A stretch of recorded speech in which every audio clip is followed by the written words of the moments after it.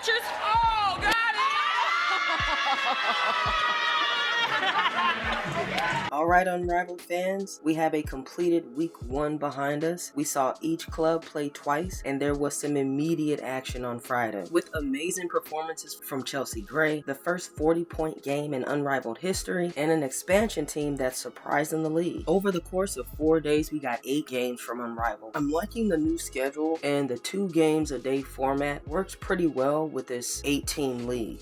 Alright, starting off with a celebration, we have the Sanaya Rivers block party. The Hive are struggling, but they have their bright spots, and Rivers is one of them. In their game versus the Breeze, she literally blocked the entire team, and Rakia Jackson got it twice. It's still interesting looking at the Hive because they really haven't found their identity, and it really shows. Their ball handlers aren't sure, and when Kelsey Mitchell has the ball, it's like they really want her to go into ISO mode, which means they haven't really found that 1-2 punch bringing the ball up the floor. It's hard seeing them go down like this. This club looks like it's gonna have a tough season. They played the Breeze and the Vinyl during this first week, and it really just looked like confidence games for the Breeze and the Vinyl. And speaking of those other teams, going into number 5, we have Dominique Malonga on the Breeze as a complete wow factor. She looks pretty scary, and they're raving about her on the Breeze. She has a very high ceiling, obviously with great coaches and training, especially having that overseas flair, but playing alongside somebody like Paige Beckers who wants to win and understand the tools she has on her team is going to be amazing for Malonga. And in that versus Hive game, we got to see a lot of Paige to Dom work, or just them feeding Dom in general. When they stopped getting her buckets, that's when they lost some momentum in the game versus the Rose. And in the end, they actually had a shot and kept themselves in the game by getting the ball to Malonga down the stretch. It was a little bit too late, as we'll get into them going up against Chelsea Gray on a heater, but the Breeze in general are extremely impressive. They're definitely surprising the league. Paige alone is must-see TV, but Dominique Malonga, that's someone you're definitely going to hear a lot from in the future. Okay, and rounding out to number 4, we have the Kelsey Plum performance versus the Lunar Owls. And it's wild that this is only number 4 because she put up 38 points, 8 rebounds, 11 assists, and 2 steals. A breakout performance, almost like she just now showed up to Unrivaled, which is great because the Phantom need this action. They were definitely lacking in season 1, and Kelsey Plum is about to be that difference maker. They also got 21 points and 10 rebounds from Aaliyah Boston while having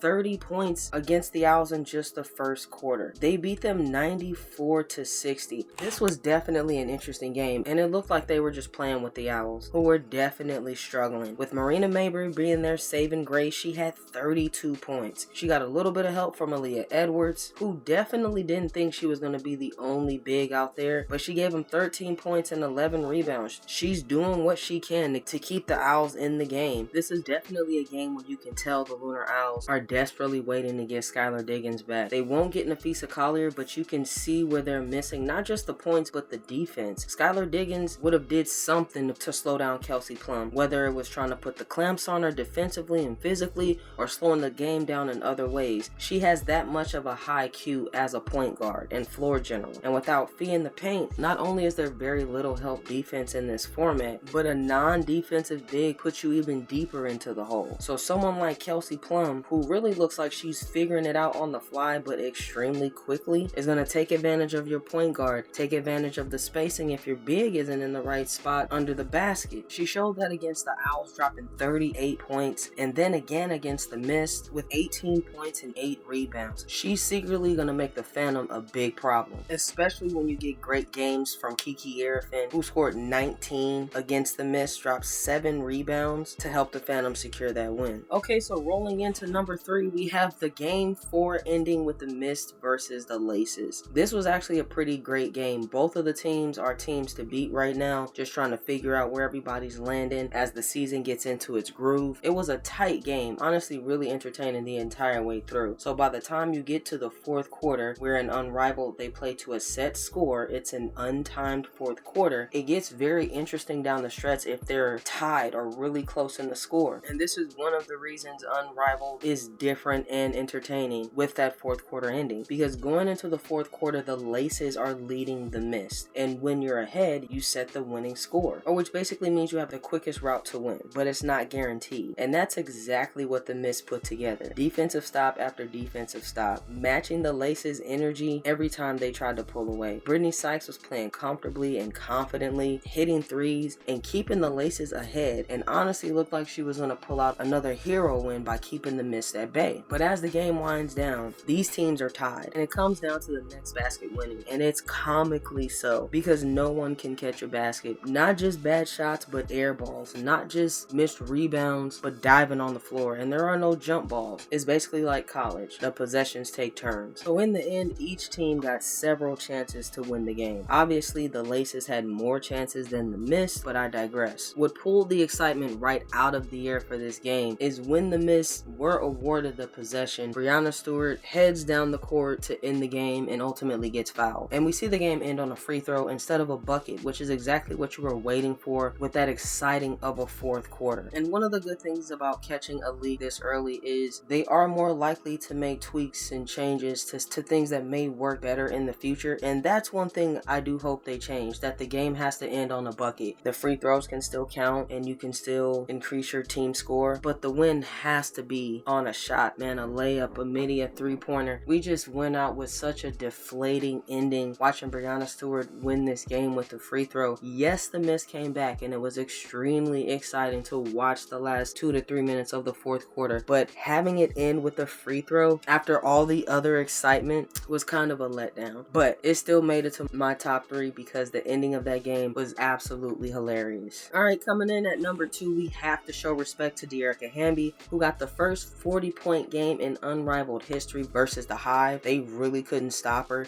The Vinyl found their rhythm versus the Hive, and it looks like a few teams are going to do this, but they found a way to get her the ball, and she went to work. Literally, no one could stop her. The Vinyl needed the win just for morale. They had a tough loss down the stretch against the Laces, so I can see this helping them get back into some confidence. And then number 1 on the list, it's no surprise, Chelsea Lakeisha Gray. The alter ego took over in really both games, but game 1 was absolutely amazing. Her team was down in the fourth, which means they had so much more to overcome to win that game, and she just went crazy, making those point guard passes, setting up her teammates for easy plays, and locking down on defense. Lexi Hull definitely helped her on the defensive side, but those last 2 plays of the game, with her team down by 4 and the Vinyl only needing any type of bucket to win the game, she comes down and hits back-to-back threes to put them to sleep. It was excellent. It's exactly what they set up Unrivaled to be, those type of thriller moments, those type of endings that even the Vinyl had to respect that moment. And then she adds to her own lore, because again, each club played twice. In that first game, she played the Vinyl. In the second game, they played the Breeze, and the Breeze were giving it to them. That young squad was giving the Rose everything they had, trying to lock down Chelsea Gray, but mostly just putting in work on the offensive end. And notice I said tried to stop Chelsea Gray, because she still ended the game with 37 points. I don't know what this league is going to do with her, but she's officially my MVP candidate. I don't know what's going to happen over the next few games. We know I like Alicia Gray, but Lakeisha is killing them. It was so fun watching her play this week. My honorable mention this week has got to be Kate Martin hitting the 3 for the Breeze, and Paige Becker's celebrating just a little too early there out on the court. But if you look a little closer, you see Noelle Quinn in the background doing the ice in her veins for the Money Martin 3. And that's just the type of thing you love to see down in Unrivaled. That's why the fans still feel so close and connected with this league. It's that openness, that much camaraderie. I honestly really did enjoy week 1. I screamed and hollered a lot more than I thought I would. So looking back at our power rankings, it's not a lot of movement. The Lunar Owls and the Vinyl switch up there, but I think we got a pretty strong case with our list here. The Rose and the Mist being the teams to beat, the Laces right behind them, the Breeze surprising the entire league, just being tough and not pushovers at all, and then the Phantom right behind them. Again, Kelsey Plum gives them a lot of weight at this point, so we'll see how that shakes loose. But yeah, we're loving what we see so far. It's wild to think the Rose don't even have Kalia Copper back yet, so hopefully we have another great week of Unrivaled ahead of us. Let me know which performance you like best or who you got for MVP, and we'll do this again next time.